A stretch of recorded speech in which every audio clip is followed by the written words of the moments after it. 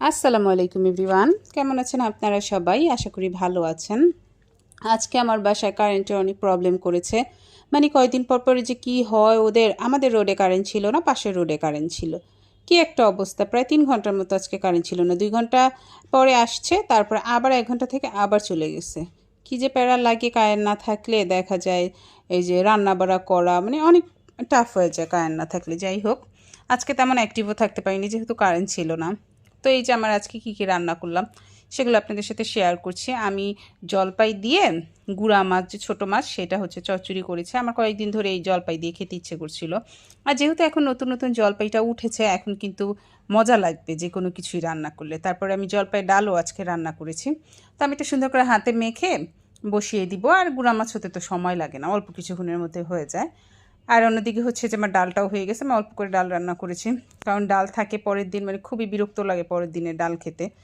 আর আমার মেয়েটার জন্যই হচ্ছে ডালটা রান্না করা, ও ডাল ভাত খায়।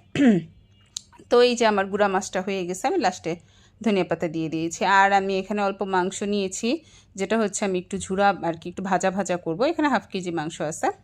তো এটা আমি সুন্দর করে হাতে মেখে বসিয়ে দিব। এটা আর কি কষাইতে থাকবে, কষতে থাকলে পরে হচ্ছে আমি এটাকে বাগার দিব। আর এই যে আমি রুই মাছের মাথা দিয়ে কচুরমুখী দিয়ে রান্না করব, তো সেজন্য আমি রুই মাছটা ভেজে নিয়েছি। আর এটা আমার অনেকক্ষণ কষানো হয়ে গেছে। এখানে আমি এখন কিছুটা আলু অ্যাড করে দিব। আলু ছাড়া আবার এই রেসিপিটা হয় না, ভালো লাগে না। তো আলু দিয়েও আমি কতক্ষণ কষাবো, পরে হচ্ছে এটা ভাজা ভাজা করবো। আজকে আমি এটার বেশি ক্লিপ নিতে পারিনি। আর এটা হচ্ছে এই যে কচুরমুখী ডাল আমি যেটা করব, ফার্স্টে জিরা, শুকনো মরিচ দিয়ে পেঁয়াজ দিয়ে কতক্ষণ ভাজা ভাজা করে তারপরে হচ্ছে একে একে যত মশলা আছে সব কিছু দিব। এখানে রসুন বাটা দিব, একটু আদা বাটা দিব, তারপরে হলুদটা আমি দিই না, একদম অল্প দিয়েছি যাতে আর কি আমার কালারটা ভালো থাকে। রসুন, ধনিয়া গুঁড়া সব কিছু দিয়ে সুন্দর মতো করে নাড়াচাড়া করব। তারপর আদা রসুন দিয়ে দিব। মানে আদাটা একদম অল্প একটু দিয়েছি, যেহেতু বড় মাছের মাথা একটু আদা না দিলে না ভালো লাগবে না। তো এটা ভালো মতো করে আমার কষানো হলে আমি করব, মাছটা দিয়ে দিব।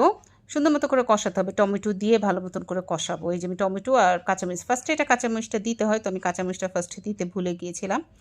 তো এই যে আমি এটা সুন্দর করে কষাবো, কষানো হলে আমি হচ্ছে মাছটা দিয়ে দিব। মাছটা দিয়ে কিছুক্ষণ কষাবো, কষানোর পরে আমি যে ম্যাশ করে রেখেছিলাম আমার কচুরমুখিটা, সেটা আমি দিয়ে দিব। এটা দেওয়ার পর কিন্তু অনবরত একটু পরপর নাড়তে হবে, তা না হলে না নিচের দিক দিয়ে লেগে যাবে। আর যেহেতু এটা একটু থকথকে, তো আমি তারপর গরম পানি দিয়ে এই যে কিছুক্ষণ আমি ঢাকা দিয়ে ফাঁকে ফাঁকে হচ্ছে আমি ঢাকনাটা তুলে তুলে আবার দেখেছি যে নিচে আর কি লেগে গিয়েছে কিনা। তো এই যে আমি একটু গরম পানি দিয়ে দিয়েছি, আর একটু ফার্স্ট আমি দিয়েছিলাম, পরে এই যে আরেকটু পানি দিলাম, কম কম মনে হচ্ছিল। লাস্টে আমি আবার কটা কাঁচামরিচ দিয়ে দিয়েছি, ধনিয়া পাতা দিয়ে আরও কিছুক্ষণ রাখবো। তারপর